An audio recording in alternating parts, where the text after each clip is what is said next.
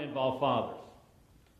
You have to understand, when we started working with fathers in Head Start over the last 10, 15 years, that when we first came in, everybody wanted to fix the guys. You know, when we started talking about working with dads, they're like, okay, this is a great program. We've been wanting to fix these men for years. First off, ladies, men really don't like the word fixed being used around us, okay?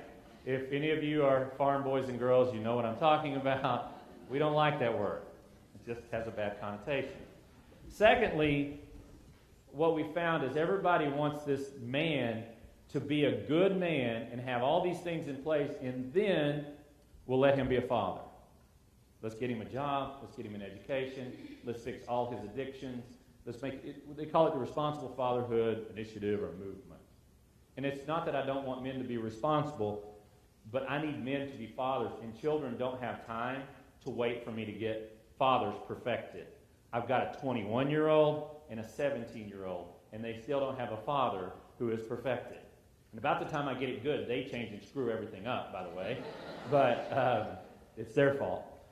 But I want you to understand, when we're talking about working with fathers today and working with families, it's not about hairy-legged men. This work is about focusing on kids. I mean, I know that you do this job for the big money. But besides the big money, what you get up for every day is not adults.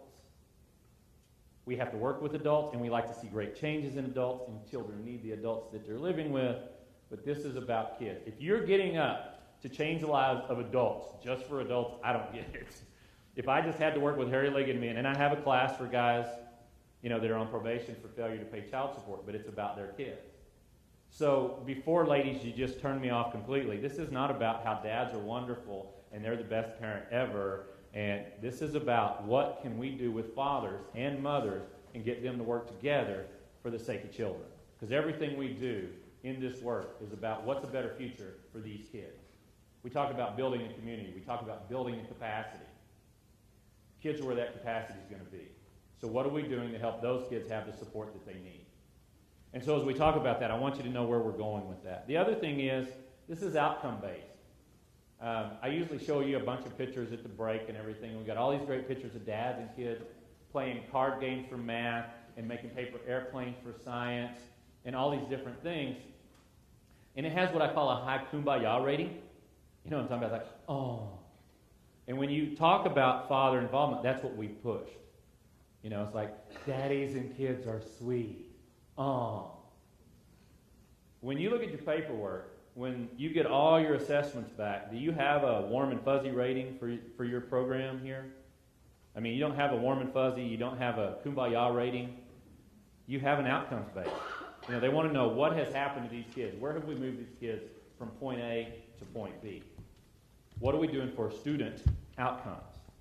And so what we're talking about today when we talk about fathers is what are we doing for student outcomes?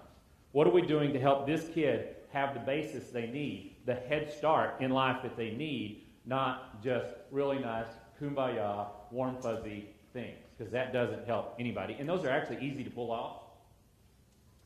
But we've got to talk about what are we doing with fathers, with families, that make a difference in the future of kids.